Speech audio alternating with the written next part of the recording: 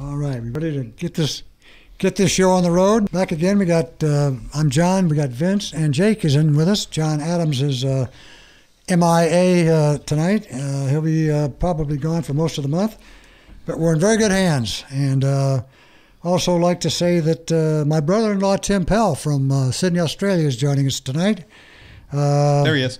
You'll he's right behind you, Vince. So when the camera's on you most of the night, Tim will get very good coverage. We're going to start off tonight with the Dodgers, of course. I mean, the hottest team in baseball. A lot of people are saying the best team in baseball ever.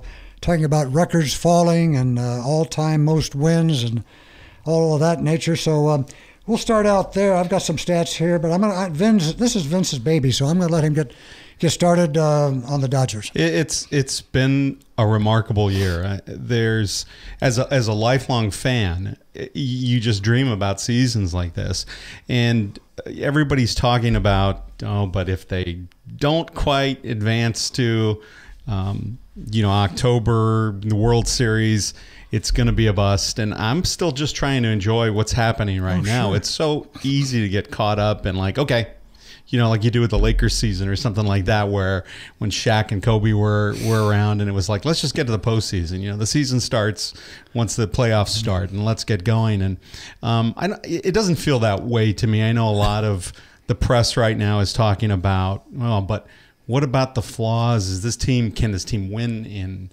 October? I'll wait and see. I'm just enjoying this. I mean, it's unbelievable. They haven't lost a series since June 4th. You think about that. They haven't lost a series. It's incredible. And the stat that I read was that every other Major League Baseball team has lost at least 6 series since then. It's ridiculous. Yeah. They're 16-0-3. The couple of 2-game splits and things like that, but they haven't lost a series. It's remarkable and it's enjoyable. And is it the best Dodger team in history? Well, the stats certainly indicate that. In my lifetime, no Dodger team has been up 18 games over the team behind them. It's ridiculous. And they're so confident now, too. I mean, they got an air about them, a swagger. They don't worry about getting behind. No problem, guys. We're gonna get them. Until that last out is recorded, they're in every ballgame, and they don't worry about it. I'm interested to hear, somebody who's an Angels fan, kind of what you see when you see them, because I know sometimes when I step back, I look at it and think, gosh, Chris Taylor's going to come back to earth at some point, right? Is Austin Barnes and Kyle Farmer, these guys going to keep driving in winning runs? And, what's happening? And what do you see, Jake? Well, I think the scary thing is with them is, they go out and they go get Darvish. Right. But if you look at it, they really didn't give up too many guys to Texas, which is scary because they still got, Willie Calhoun. Well, Calhoun's the guy that did he get? He's the one, that was traded. So they got Verdugo. He was number 4 prospect, though, wasn't he? Right, yeah. Right. But again, the thing is, he didn't really have a position. No, that's right. He's sort of a DH type guy. He's a hitter, and he's going to be a pro, big league hitter. But for the Dodgers, they said, look, it's hard to kind of hide him in left or at first or second. Where are we going to put him? Yeah. But for the the Rangers, it's like, let's DH him. Perfect for him. Yeah. I mean, I think. And that's kind of the thing, whatever happens in the postseason is going to happen, but I think they're built as, same with the Cubs, they're going to be built for the next, 5 to 10 years. And I mean, it's going to be, fun to watch. Yeah. This will be the 5th season in a row that they've won 90 or more games. They're likely to win 100, maybe even 105 or 110 or a lot. I think anybody who thinks they're going to win 116, I don't think they can keep up the pace. It's just they're going to get tired. Things are going to start to settle down a little bit. But I think they're almost guaranteed 105 if they just go 500 or under 500. They can go under 500 and win 105 games. So they're almost guaranteed of their 5th consecutive season with 90-plus wins. I'm not one of those guys who says they must win the World Series. In order for this to be a successful season. It's been a successful season. It's been a successful 5 years. However, Don Mattingly got fired after he went on a 42-8 run one year. Exactly. And the Dodgers matched that this year, but it just feels like a different team. It feels like a team that just is destined for the postseason. Now, Am I frightened a little bit? Of course. We went out and we got 2 left-handers, and they're not answering the question of a lefty out of the bullpen. It's still going to probably fall back to Avilan. Cingrani and Watson are dumpster fires. I mean, you just look at some of the statistics. They're just absolute dumpster fires. Yeah, no, it's ridiculous. So, like for instance, in Cingrani has a 7.84 ERA against lefties. They're batting .298 against him. Watson, since joining the Dodgers, is right around there. Yep. And 300. Lefties are batting .300 against him. That's not why they got him. That's not why the Dodgers got him. Yeah. Dodgers traded Chris Hatcher, by the way, to the A's today. Yeah, they just traded him. Okay. So they had just called him up, and he was on the 25-man roster, and they just traded him. So Hatcher, who's a righty, is not going to be. But he was terrible against lefties and righties. 5.06 ERA against lefties, 4.53 against righties. So good luck with the A's. And I think the Dodgers just got like an international signing cap.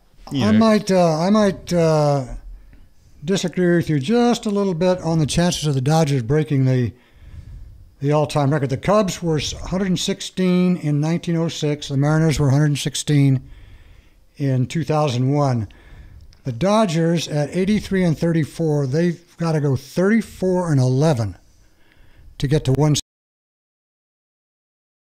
On how they play it down the stretch, how much rest these guys are. That's an attainable record at 34 and 11. So I think not that they should shoot for it, not that should be their goal. It's certainly in the back of, it's not in the front forward of Dave Roberts' mind. He could care less about the wins. He wants his team to win it, to have the home field advantage, and to be healthy. Yeah, I mean, you look at Golden State a couple of years ago. Exactly. They wanted to get that record. They wanted the regular season record, and maybe just didn't have enough left in the tank in that 7-game series against the Cavaliers. So, for me, I would hate to see Roberts forcing another start out of Kershaw or Darvish or Alex Wood, for that matter, down the stretch when it's all wrapped up. Right. Exactly. I mean, they're 18 games up, or not, 17 and a half games up right now. Look what happened look what happened to the Mariners when they had their 116 wins in 2001. That's right. They got blown right out in the playoffs. Yeah. You don't want that to happen. No. You don't want that to happen. No. And again, the 116, it just seems hard to imagine. I mean, the Cubs did it within a 154-game schedule, right? And so 152, yeah. Yeah. 116 and 36. That's ridiculous. I mean, that's just, that was the old Tinkers, Devers, DeChance team, right? Back in, the aughts. So that kind of thing just won't happen again. But the Dodgers are playing right now and have consistently played the last few months like they could win 110 easy, 120. It's not out of the realm of possibility the way that they're playing. I don't see, and I really don't see, there's no need for a slump. I mean, I can't see, maybe one guy might have a little fallback, but the team as a total is not going to go into a complete dive. I mean, they're too good for that. No, the pitching's too deep. Yeah, exactly. They're going to get Egon back, and it's possible that with Egon they might lose a couple because they're forcing him into the lineup. Right. Maybe because Chris Taylor is not a center fielder, and that's might be where they put him when they put Bellinger in left. If they decide against a righty that they're going to go with Egon at first and Bellinger in left and Chris Taylor in center, might be forcing that, and that might shake the lineup up a little bit. You might see a few losses, but you need Egon healthy for the postseason. Oh, yeah. He's a veteran swinger. Yeah. It looks like he's getting some of his pop back on his rehab assignments, and he just didn't have that at the beginning of the season. He was just beat up. So that for the Dodgers is one of the things where they might start bringing some kids in and at September 1st and putting them in the lineup, and Egon, and then there's also the possibility that Ethier might come back into the lineup. Just what the Dodgers need, 2 more left-handed bats, right? Yeah. I definitely think they're going to be have the best record in Dodger history. Right now, it's the 53 Dodgers with 105 wins. They got to go 23 and 22 to get 106. So exactly. They'll be the best team. They'll be the best team record-wise in Dodger history. There's not any question about that. Of course, people are going to argue that the '88 club won the World Series, so the Dodgers might feel that they have to do that to attain that title as the best team in club history. Yeah, but that team had Mickey Hatcher, in left field at times when Gibson wasn't in that, and in that world, so, and Brian Holton was in a middle reliever, and, Hal J. Howell was the closer. I'm going to say one of the dear to my heart, number one in my heart, but certainly not even one of the best teams in Dodgers history, because, what did they win, 90 games that year? They didn't win a lot. They sort of, and weren't picked to win against the Mets, weren't picked to win against Oakland. So this team is certainly better than them. Will they be as beloved? They win the World Series. They certainly will be. Exactly. Yeah, they are. So they could. They're going to go. They're going to go over 100 wins, like you said. It should.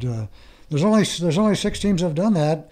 Yankees done it 3 times, but that's quite miraculous, really, in this day and age. And I like the way the team's been put together. I like the front office, what they've done. They filled the holes they needed to fill. There's chemistry in the clubhouse. Bad guys, so to speak. And Roberts has done a magnificent job of keeping those egos in check and moving people around, giving everybody playing time, keeping them fresh and refreshed. And Roberts is in line for another Manager of the Year. I mean, back to back, think so. Managers of the Year. He's done a masterful job. I mean, for somebody coming in as a rookie, and it kind of makes me giggle that the Padres would not even give him a look, at the head. And then Andy Green, who's 14 games under 500, they extend his contract. Yeah. It's like, is that all the Padres are? Yeah, no, I don't understand. I didn't understand that when I saw that yesterday. Buddy Black, Dave Roberts. They could, why did they ever get rid of Bud? We're Bud Black fans. Oh yeah, so big time. I've always liked him. I thought he was a great manager, but maybe not what they were looking for. And Andy Green, okay, he embraces the analytics more than somebody else, but. And the Padres have certainly overachieved. I mean, I always slated that team to lose 105, 110 games, and they're not going to do that. But you almost wonder what they were looking for in a manager. Like you say, they wouldn't even give Roberts right. But Andy Green apparently fit the bill. That doesn't make sense to me. It doesn't make sense to me either. Yeah, I really don't understand that at all. I mean, I get maybe they're going for, because they're just so young that he's probably the only manager that really understands him. But when I saw that yesterday, I was just like, I don't think that's the right move. But, who knows? They've got a, if you're, it's one of those things where every time it's all relative, right? Okay. I'm sitting here as a Dodger fan with a team that has 83 wins, 49 wins at home. They're just ridiculous. And so it's all relative. I guess if you're a Padre fan, you're thinking, hey, they played the Dodgers tough in that series, Yeah. And, oh, hey, Andy Green's done a really good job with a bunch of crap. Mm-hmm. Seriously. Oh, let's extend him. Yeah. Yeah, but again, that's how the business works. They extend him, so they keep him around, and and then if he's not the guy they thought he was, they fire him next year, and exactly, whatever. I mean, Andy Green's a first-time guy, so I just don't think he's the kind of guy that anybody would pick up. No, not with his resume. No, yeah. Staying with the Dodgers a bit, let's talk about the playoff roster. This is going to be some problems for the front office and for Dave Roberts. Start with the pitching. I mean, you got 7 starters. You need 4. You're right. Well, you need 4, but they'll probably keep, a 5th and maybe even a 6th. I mean, so we'll say for sure Kershaw, a lefty, Darvish a righty, right. Wood a lefty, Hill a lefty. Those are for sure guys that are going to get starts in the postseason. They may run up against a roster where they need to throw another righty, so Maeda's the guy. Mm-hmm. So Maeda makes the list. Then there's Ryu, who's sort of that odd lefty out. He's got a 4.78 ERA against lefties. They're hitting 327 against him, but he's had some good starts recently, and maybe he's going to get better. But of those three lefties, Hill, Wood, and Kershaw, Ryu doesn't get a sniff. No. So maybe he's out of the pen, but he's not doing a good enough job getting lefties out to be put in the pen. Yeah, maybe he's a long reliever. Maybe he stays on the list, but I think it's for sure Kershaw, Darvish, Wood, Hill, and Maeda. Yeah. Ryu's sort of on the fence. It sort of depends. He'll be on the full, like 40-man, so they might be able to bring him up if somebody gets hurt or something happens. And then in the bullpen, you've got Kenley and Pedro Baez. Those guys for sure. Right. Both righties. And then Hatcher's gone, so we don't have to consider him. Then there's the lefties. And Cingrani and Watson, the jury's still out on those lefties. Avilan looks like probably the guy if he's healthy. And then there's Dayton, who's the other lefty. So there's four lefties.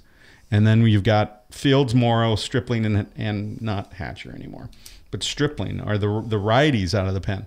So they're probably going to have 7 relievers. So let's see. Ryu, Johnson, and Baez for sure. Let's call those 3 relievers. Avilan is probably for sure. I think Morrow is probably a for sure. He gets lefties out. I mean, they're only hitting about the less than a buck against him. And then it's sort of a toss-up between. I don't think Cingrani makes the roster. If it's anybody, it's Watson. I'm not even sure he'll make it. And that's tough. I mean, he just can't get lefties out. He's just not getting lefties out. Yeah. If you put some of these starters in the in the pen, like you said, Maeda, in case you need him, that's going to bump another reliever out of there. Yeah, but if you keep the 5 starters, Ryu's the only one who. So if you say we're going with 5 starters and 7 relievers, okay, then it's a no-brainer on the 5 starters. It's just a matter of whether Ryu bumps a reliever. And as a lefty, he hasn't done great against lefties. That's the dilemma. The Ryu is the dilemma. You don't need him as a starter. Exactly. No, for sure. Do you need him in the pen? Maybe for just a lefty specialist, just for one hitter, but. Yeah, but he doesn't get him out. Doesn't get him out. So I mean, they hit 327, and that's the last thing you want. Is Ryu, who did well in his 1 or 2 relief appearances this year, but he's not the kind of guy who you warm up down in the pen. I mean, he likes to have a routine. I don't know. Ryu could be the odd man out. He was kind of like the Jason Hamill of the Cubs last year, where he's just kind of the odd man out. Yeah, but they're going to need hard throwers like Fields and Morrow. Yeah. I think those guys are probably there. I think Watson, who has playoff experience, might get on the roster just by default. Cingrani, no way. And Dayton. No. Dayton's Stripling? Stripling's a righty, so, I think so, but he's been dreadful recently. Yeah. The closer we get, we have to see how they perform. So I think it's still a toss-up, but I think it's okay not to know. Right. I think it's okay for those guys not to know that they're going to be on a playoff roster or not. Now, you mentioned before we went on air that they just sent Hatcher to Oakland. That's right. Okay. Hatcher's gone. Traded to Oakland. For an exception on the international signing cap. Okay. What that might result in, who knows? But a little more money for the Dodgers because I think they've almost run out completely on international signing money space. Yeah. And Hatcher should fit right in Oakland. I'm sure the Angels would love to see him. Exactly. Okay. Any more Dodger talk before we move on? I just think the one thing that's going to be interesting down the stretch is how Roberts rests the guys. Like that's going to be the only thing because it just kind of scares me. Like when the Angels made it, how Scioscia did it. I was just not a real big fan of. I mean, Trout, had a week off basically, and they went to that postseason. I mean, they were 3 and done at against the Royals. And it was just it was a little disappointing. But that's the thing, the Dodgers have more weapons than the Angels did back then. So it's just gonna be interesting how where he puts guys and how he rests guys and what I think that's the only kind of thing. What do you do with Kershaw? Maybe start him once a week? after they clinch? Or my first impression is that Kershaw shouldn't even be coming back this early. To me, I hope not. Yeah. Take your time. Yeah, there's no reason to rush. Take your time. There's just no reason. And at that point, again, Kershaw's one of those funky guys where you give him too much rest and he's not as good. And his curveball's not as sharp. Right. Too little rest, and we've seen what's happened in the postseason sometimes when he has not enough rest. That's not going to be a problem in the postseason. I think it's just an issue for him getting his rhythm back. He doesn't need a lot of starts. No. I don't think he needs a lot of starts down the stretch. So don't rush him back. Throw him every 5th day. And then if you let him off a week, throw some bullpens, who knows what. It's going to be very interesting because, the Dodgers have a lot of starters that they're going to take a look at. There are guys like who on the list that we didn't even mention, like McCarthy, who's still on the disabled list. There's still talk that Kazmir might come up, in September. They could play a role, not in the starting rotation, but certainly out of the bullpen. Right. For me, Kershaw's health is the number one thing. You can win you can win a playoff series with Darvish as your number one and Wood and Hill says 2 and 3s. You don't win a World Series without Kershaw. And I think that's pretty well established. So it remains to be seen how healthy he is off of the back injury. The second thing for the Dodgers is the lefty out of the bullpen. The setup lefty is still undetermined. Right. Nobody has won that job. Nobody has set themselves apart. And then there's still the issue with the throwing lefties. You get a lefty in. Forsythe has been great against lefties, terrible against righties. So if you get into the bullpen, or if you get into a close game, switching Forsythe out for Utley, then you got Utley who can't hit lefties at all. So Forsythe's not really hitting righties. Utley's not hitting lefties. Puig is not hitting lefties. But his defense is so good. He's been in the game. He's been in almost every game because defensively it just doesn't matter that he's hitting 178, 148, something ridiculously bad. There's no pressure for him. One home run, So they put him in the 8th spot and they say, do your job in right field. Yeah. And he's hitting the righties, which was a problem for him before. The Dodgers will take that. But again, that's a big hole in a starting right fielder for a World Series team. Right, exactly. And again, if you're a fan, you don't want to see Puig out of the game defensively late. No, because there's nobody you can put out there who Bellinger played a little right field, and he could do it. But yeah, you certainly want his glove out there. Yeah, to me, those are the gaps. Those are the things that they need to continue to get. And I think one thing too that you gotta tip your cap to the Dodgers front office is, at the trade deadline they went they answered the what if question. If Kershaw gets hurt, they go and they get Darvish. And I think that, so if anything happens in the postseason, you're still, it's not over. You still have a genuine number one starter. And then we'll see how Wood and, Hill do.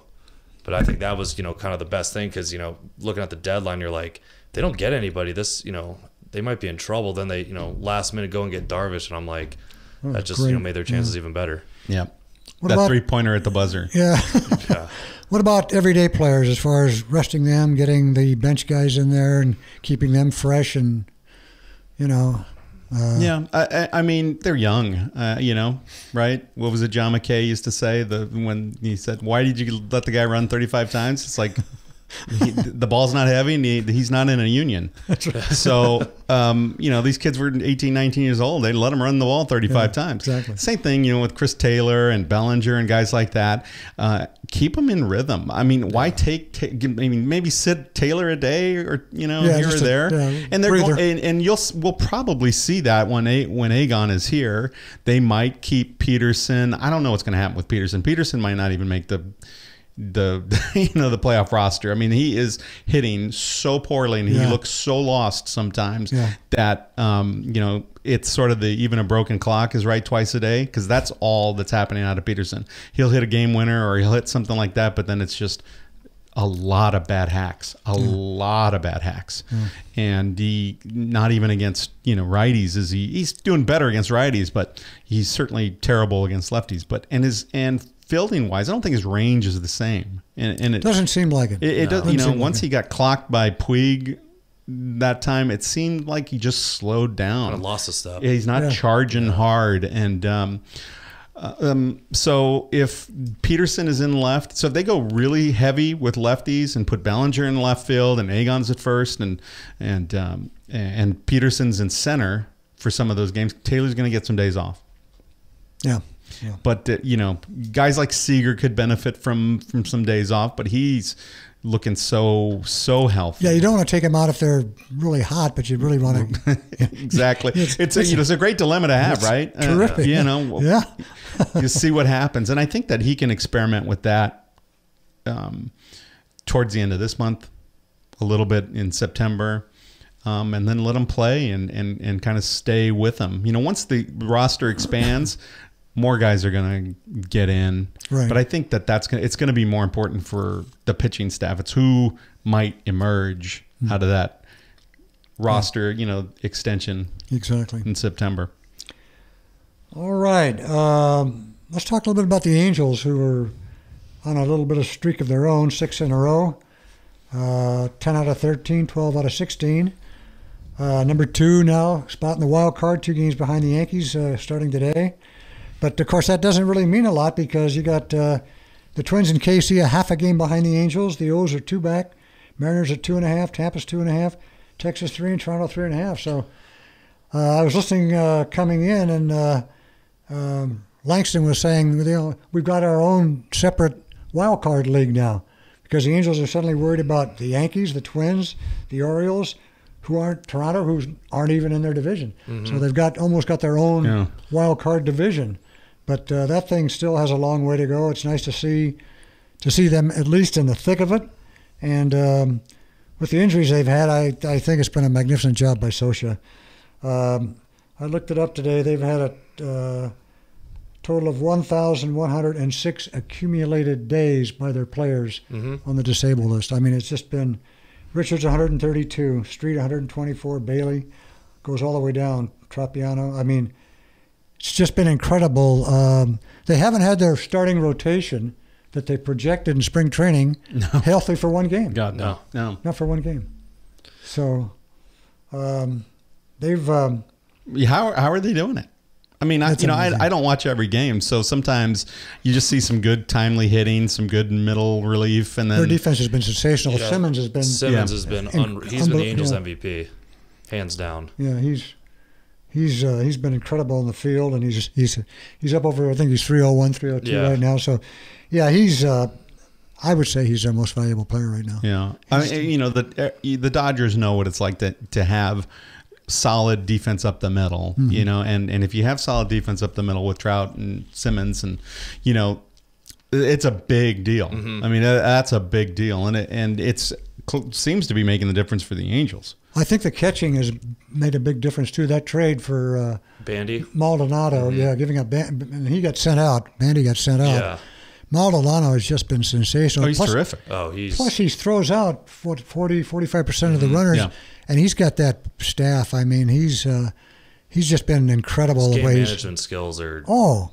He's made Parker, Bridwell and Nolasco and some of these guys, better pitchers. I mean, Nolasco's record doesn't show it, but I mean, just how the last couple starts he's been throwing, it's been unbelievable. Yeah, he's made a huge. Talking about down the middle, he's made a huge difference there. Yeah, I know. When during the series that where the Dodgers, split with the Angels, they had the two home and homes with them. The Angels were playing like it was their playoff. Yeah, and even in Anaheim when we went to the game, that was a pro Dodger crowd. I had never heard. I remember when Grandal hit the home run to tie the game in the 9th. It was a game that they ultimately lost on a Grandal error. The crowd was so loud for the Dodgers. I thought Grandal was going to get a curtain call in a visiting stadium. I honestly thought they were cheering and standing, and it was unbelievable. But the Angels played so tough during that series.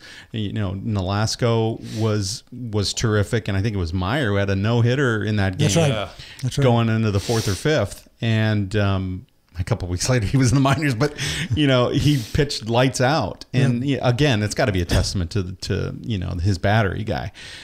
You know, they called a good game, and that's on Scioscia, that's on the catchers. You know, that's great. It's been great. In 3 games, over 500, and still in the hunt. Yeah, I think that's. I think it might be Scioscia's best year as a manager. He's pushed all the right buttons and made all the right changes, and he seems to be right on top of it. I mean, I've always thought he was a good manager, but I think he's stepped it up this season. And I think too, this might be the first year that we'll see a 1-game playoff to get into the wild card. I was thinking about that the other day. What is I wanted to look that up. What is the stipulation for if you have a 2 or 3 team tie for the second wild card? How do you decide that before they even play against the first wild card? I don't know what the. It's a good question. I think it's. I remember we looked it up last year. I think it's like opponents or. Yeah. Because you couldn't play games. You'd have too many. It's either like opponents or your record in the division or something. We should look at that because it looks like it's likely to come into play at some point. Yeah. Well, yeah. I don't know. Look, we should check it out. The thing that I was looking at with the Angels is that you know, I just don't get how they're doing it. They're 23rd out of 30 versus righties, batting against righties, 247. And they're 23rd against lefties at 239. How are they scoring? What's happening? I don't understand that. Where are they in runs scored? I think they're up there fairly respectable. Well, it's amazing for those batting average. A little bit more than their opponents. That's for sure. But they're 10th in the majors in ERA versus lefties, 4.03, and then 9th against righties. That's respectable. That's what obvious. That's the clear difference. Yeah, you know, that's what's keeping them in the game. So it's pretty crazy. Looking at the runs scored here, loss 489. No, that's the earned runs, or is that how much they've given up? I can't tell by these. I don't know. Any more baseball? I think we're good. Is there any other baseball other than what's happening in Southern California? No, I think we've Santa Margarita Little League team. That's right. College World. That's right. Little League World Series. Yeah, the brothers, the Gray brothers, are. Their father is Rich Gray, who I think graduated in 1980 or 81 from San Clemente High School. I don't know which year, but I know he graduated from San Clemente High School, played at Oklahoma. Right. And those kids can play. Yeah. I mean, they can, and they throw. Yeah. Kids throw hard. Yeah. And I mean, their swings too. I mean, for however old they are, it's unbelievable. I mean, and they look so comfortable up there. I mean, you know, that game, you know, against Hawaii, it was like they've done it, you know, their whole life. Mm-hmm. They're putting up the runs. Yeah. No doubt about that. Yeah. Putting up the runs. Yeah, they got great pitching and great hitting and advanced. So that'll be fun to watch. Yeah, I always like the Little League World Series anyway. The Little League World Series is always fun to watch. The thing I heard in one of the broadcasts is that you won't see any 13-year-olds next year. So some of these guys get, you know, if they turn 13 during the season or whatever, you know, there's a cutoff day. But according to what I heard, I think JT Snow was saying is that you know, it's not going to happen. It's not going to happen. There will be no 13-year-olds in the Little League World Series play. So if you're playing as a 12-year-old and halfway through the season you turn 13 and your team gets to Williamsport, you're not going to be there. I don't think you. Yeah, probably not. Yeah. Or they'll know in advance that you're bumped up to the next league. Right. Okay. or whatever whatever it is above Little League. See, I played in like Bronco. Yeah, it'd be Pony or Yeah, Juniors, Mustang, depending I don't on know. whatever league you're Yeah. in. Whatever it is. However old you are. Rams. Couple of fumbles. Yeah. Couple Was it handing the ball. 5? And they scored on the fumble thanks to They scored Cooper on- Kupp. Yep. He recovered Yeah. a fumble. I'm concerned in a great many ways. First of all, I'm not sure Goff is the guy. I'm think so. really not sure Goff is the guy, and I'm worried about that. Second of all, I'm not sure what happened to Todd Gurley, other than his confidence was completely trashed because he was seeing 8-9 men fronts. I mean, they were just loading the box against the Rams last year.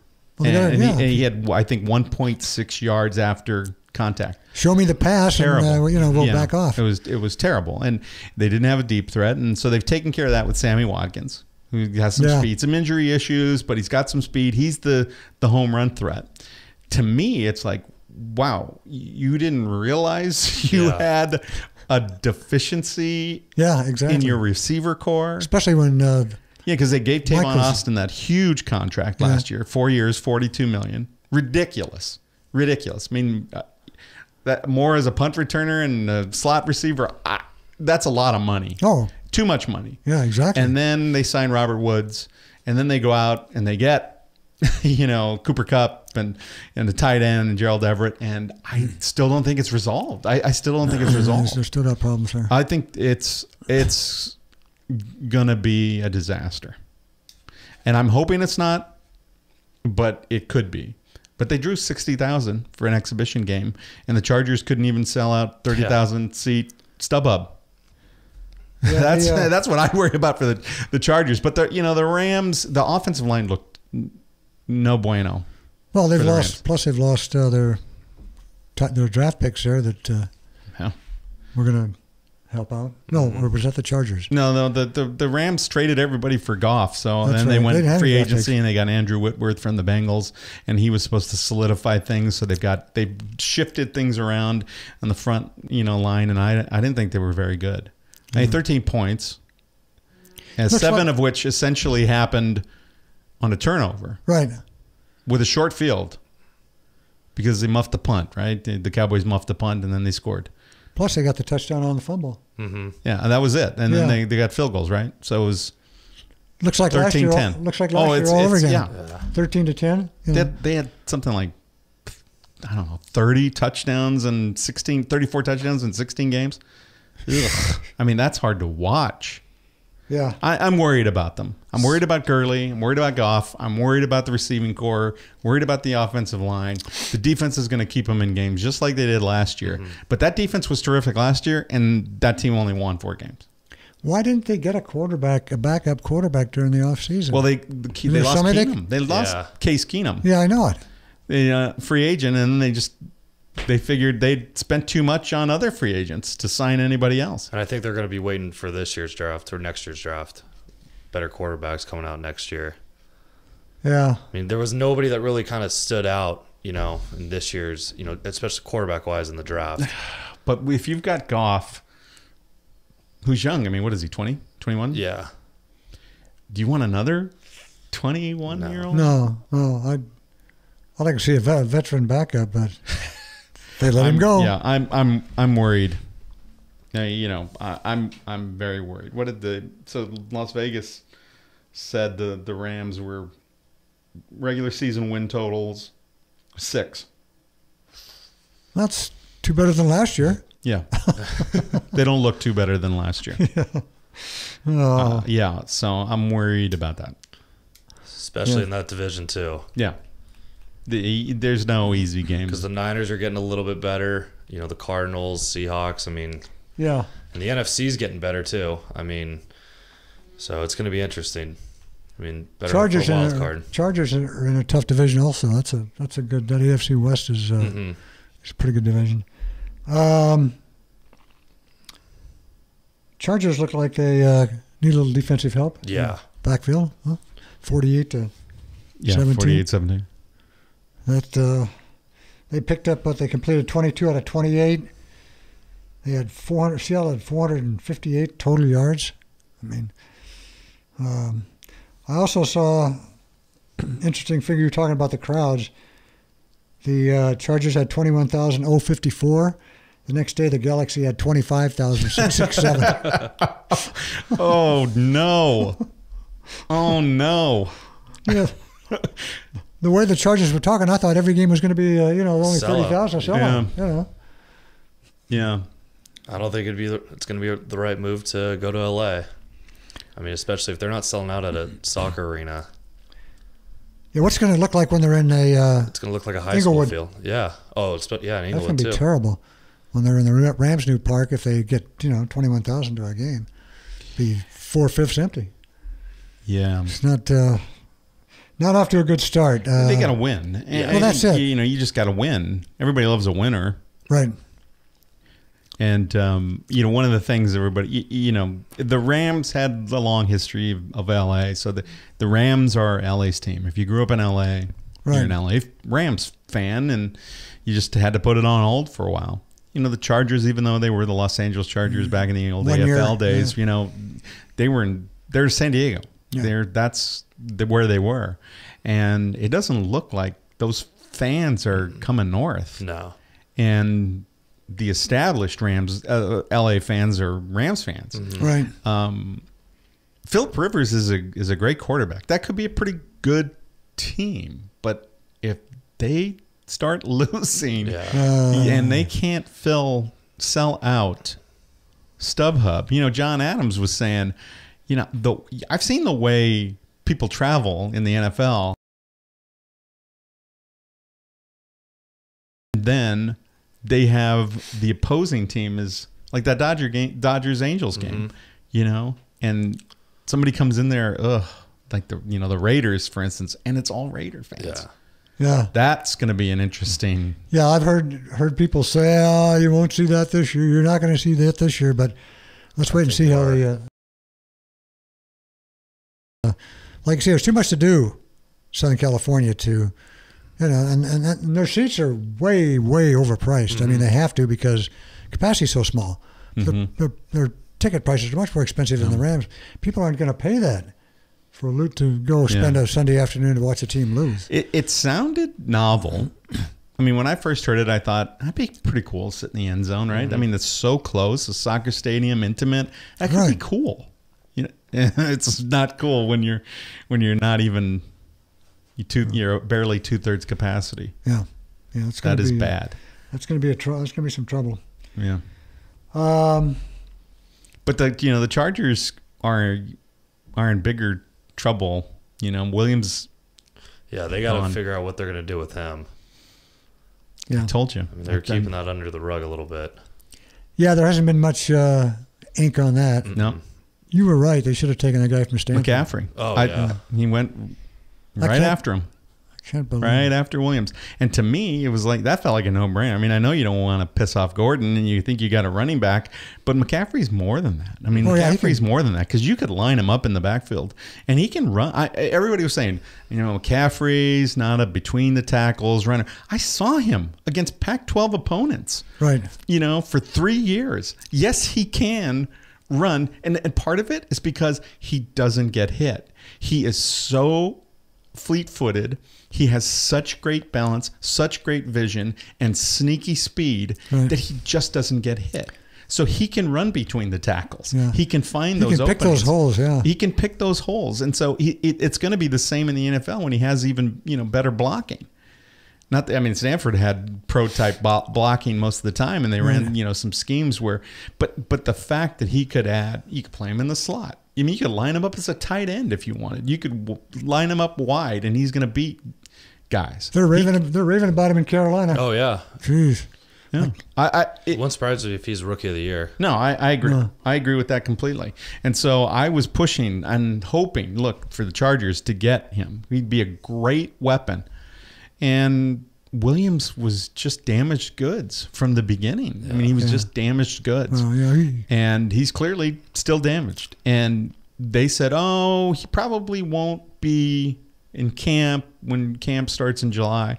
He'll be, but he might towards the end of camp.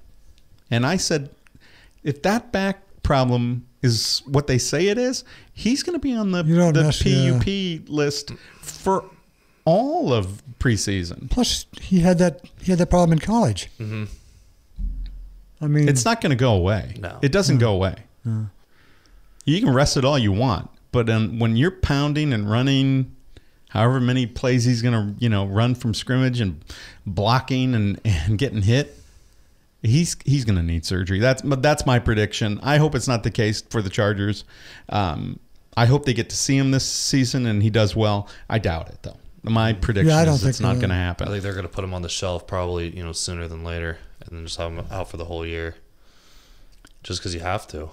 Yeah, if he says, look, I don't want to go to surgery, I want to see if I can play later in the year, you just can't shut it down completely and send him into surgery right now. You've got to do that. You've got to sit him out and hope that the therapy works. Therapy's working, whatever he's doing.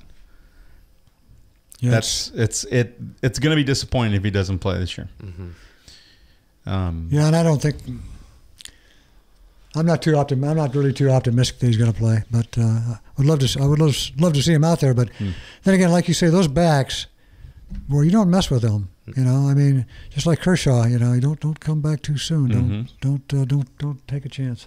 Yeah, I mean it's the same thing he's got from last year, and there's no, as far as Kershaw's concerned, there's no guarantee that it won't happen next year or be worse next year. That's right. And I think it's the same thing with Williams. I mean, and even if he gets it surgically repaired, I mean, the mobility you lose from something like that. Mm-hmm. Yeah, it's gonna hurt him. I know there's plenty of San Diegans who think it's just karma for the Spanoses, that probably this kind of thing is happening. Does anybody know how Bosa is? Is he okay? Did he just get like a stinger? He's all right in the elbow. Anybody know whether he's, because he went out early, but it's preseason, so why risk it? But I think he got tagged on his left elbow, and he did he? So he didn't play after that, and he walked off holding it. And hopefully that he's not hurt, because they need some strong defense. They'll need some help. Yeah, they'll need some help defensively. Definitely. Anything else around the NFL? Is Kaepernick ever going to get a job? Doesn't look like it. It doesn't look like it. Is it a blackball, or doesn't he have the talent to be a? I think he wants too much money. He wants first string. He wants starter money. Yeah. He wants to start. He wants a chance to start. He wants starter money. Yeah. Well, where has he been? He's been quiet. I mean, if he wanted a job, you'd think he'd be coming out and saying, talking to teams. But I mean, he hasn't come out like on ESPN or anything, and it's really done much. Yeah. I think when Tannehill went down, there was a blip of a mention of Kaepernick. Right. And it's just shocking how quickly it went to Cutler. I mean, it's like, whoa. Yeah. So, and then, even somebody said that they might have even considered Tebow before Kaepernick, which I find ridiculous, but it's funny. It's a funny line. What, Jerry Jones has lost his running back there for 6 games. Probably. Yeah. I mean, that's a 6-game suspension. He's appealing it, and they might reduce it to 4 or 5, but he's going to be out. It's going to hurt them. Mm-hmm. I don't think Roger Goodell, who handed out the initial penalty, is going to change his mind after the appeal is heard. Well, especially when Jerry Jones came out, in the Hall of Fame game saying that, I stand by, Elliott, he didn't do anything wrong. There's, one side to, this story, and just probably wasn't the appropriate time to say anything. Well, they all, they're all saying that legally there was nothing, no charges, nothing was done about it. So, the NFL is a funny institution. They've essentially severed ties with this concussion study, right? When that seems to be one of the biggest things threatening the league, and yet they go all in on domestic violence. And I understand it, that it's a very serious thing. Right. But so is the health of your employees. Exactly. But it just seems so disparate to me, the reactions to it. They try to sweep so much of the concussion stuff under the rug, but something like this, they really want to bring it to the forefront, and a suspension of 6 games, and it's the integrity of the Shield, the integrity of the NFL. Look, I'm all for that, but it just seems so inconsistent. Right, that's the main thing. You can't tolerate it, but you've got to, right. Like you say, you got to weigh the other things too. Right. How about college football? SC-UCLA. Looks like did I read the Eagles were getting in position to draft Sam Darnold next year? Yeah. There's them or the Bears. Are they sure that he's going to come out after one more year? He's not clear. I mean, Sam doesn't look like he's 100% certain on whether he's coming out. I think Trojan fans are looking at it and saying, if we get one more year out of him, terrific, right, and then he can go pursue his dream in the NFL. He won't be the first quarterback selected. It doesn't look like. So what is it? The kid from Wyoming, that's the number one prospect.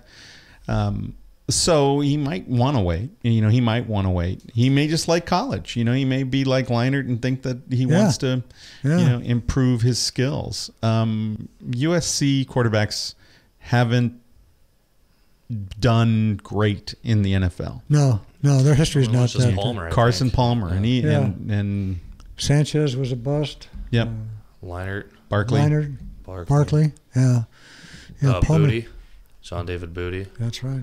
Yeah, exactly. So, it's not a foregone conclusion that he gets drafted and then he is a big star in the NFL. So, plus, isn't that the draft money slotted? In other words, he would make more if he waited an extra year and was picked number 1 than he would make as a number 2 pick next year, wouldn't he? Yeah, I don't know what what the collective bargaining agreement is in the NFL or what's going on, but there's always the potential for those things to change over the years. So I don't know how long that's in place or intact. So I think it's going to come down to whether Darnold feels like he's done all he can. He's had a redshirt year. Right. He's had his redshirt freshman year. This will be his, redshirt sophomore year. He's been 3 years in college, and he also was an early, early graduate, right? Yeah, graduated early and came in for spring football. Yeah. So that's like 3.5 years of college. He may have his degree by the end of this year. I don't know. Yeah, it's a possibility. Yeah, and if he does, he might look at it and say, I'm ready. I think he just has to stay healthy all year too. I think that's going to be the biggest thing. I think if he gets, a collarbone thing or whatever, I don't know, it's just going to be interesting. Yeah, you got to stay healthy. You got to stay healthy, and I think too, he had he played in 6 games last year for the Trojans? No, he played in more. He played in He came in after the start of the 4th game, didn't he? They were 1-3. Yeah. But he had played in that Stanford as far game. as starting, yeah. So, but starting wise, it was 9 games. It was essentially a full season. It wasn't like a half season. He had a lot of snaps, because of the offense that they run. So, this will be his first full season. Right. But I don't think that there's anybody who looks back at that year and Trojan fans and says, boy, I wonder what he'd be like, if he had a full season. No. Nobody knew that Darnold was going to be the guy.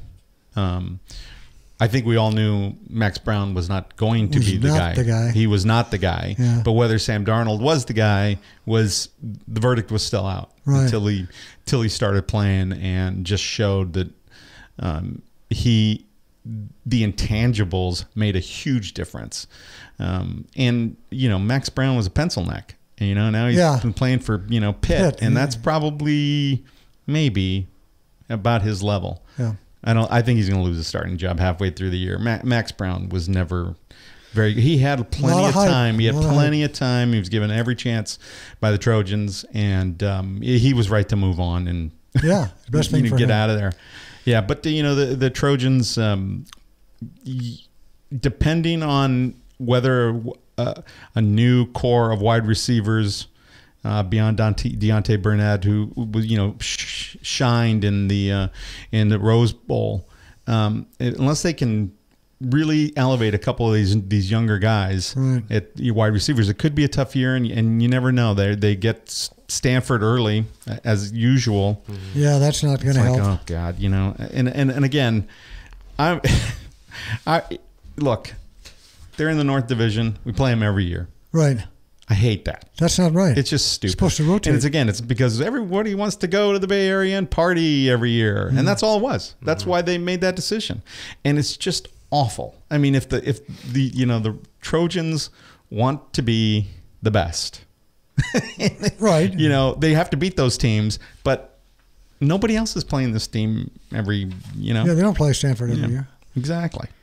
So. They play them September 9th, second game of the season, right before the Longhorns. All three of those games at home.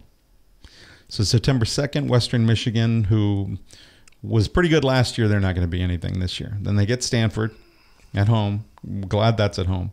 And then the Longhorns at home. Texas. Going to be a couple of tough games.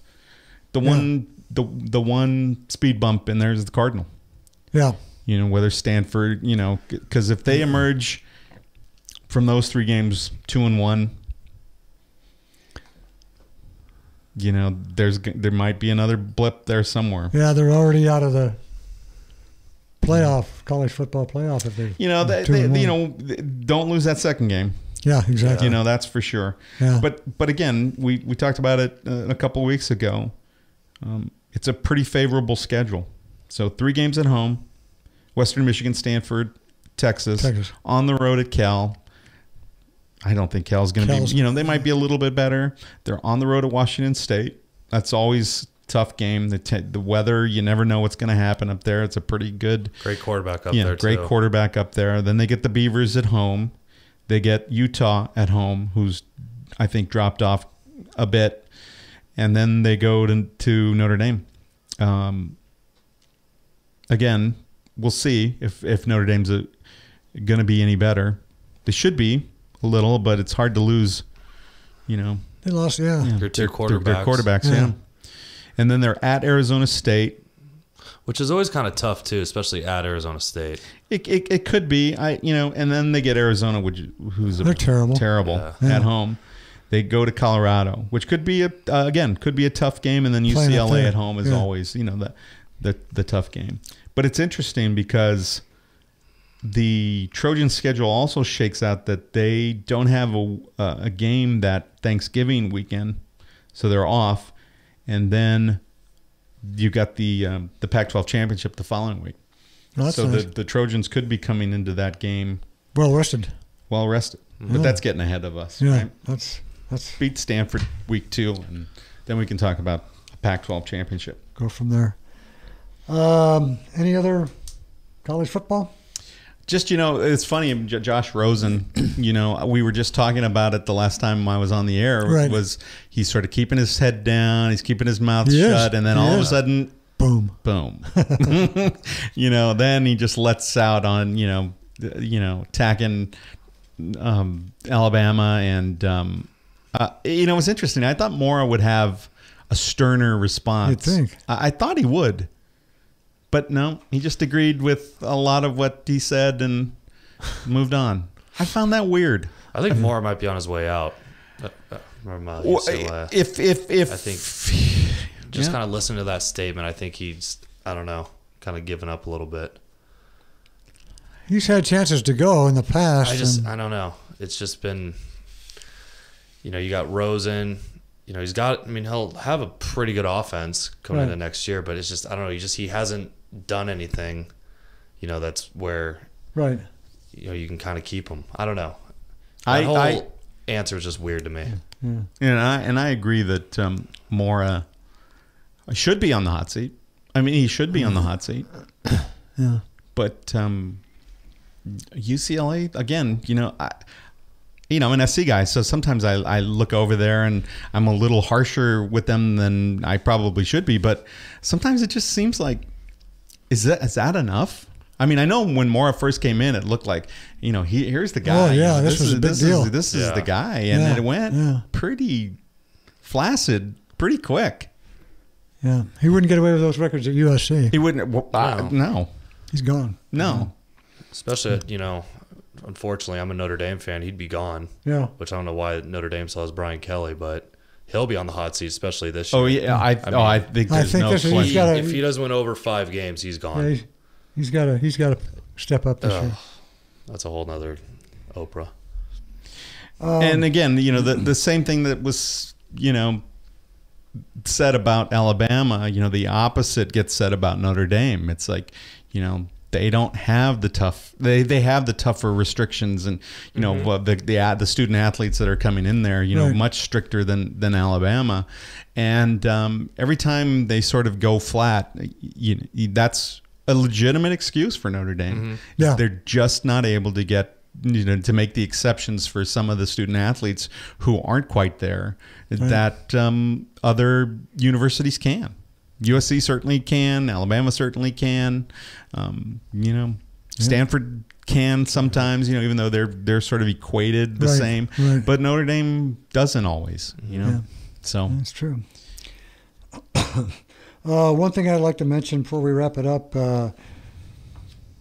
passing of Ryan Murray, the Ducks former GM coach, died of colon cancer. 74 years old this week. He was the guy that really put the Duck organization on the map. Mm-hmm. He drafted Perry. He drafted Getzlaff. And he had quite a run. He coached almost 1,300 games, went to the playoffs 12 times, won 620 games, and also coached. In fact, it was ironic. He was a coach, I think, at Ottawa the year the Ducks beat Ottawa for the Stanley Cup. Mm-hmm. But he was a great man and he'll be missed in the NHL community. He was a fine executive and a good coach. And I just wanted to pay respects to Brian Murray. Yeah, definitely an architect of the Ducks and why the Ducks are, a perennial front runner, a perennial playoff team, and a lot of that has to do with Murray. Mm-hmm. Yeah, for sure. Love him in a good spot. Yeah. Anything else? No, I think we're good. I'm looking forward to getting some football games, games that actually matter and count. All right, we are out. Good night. Night.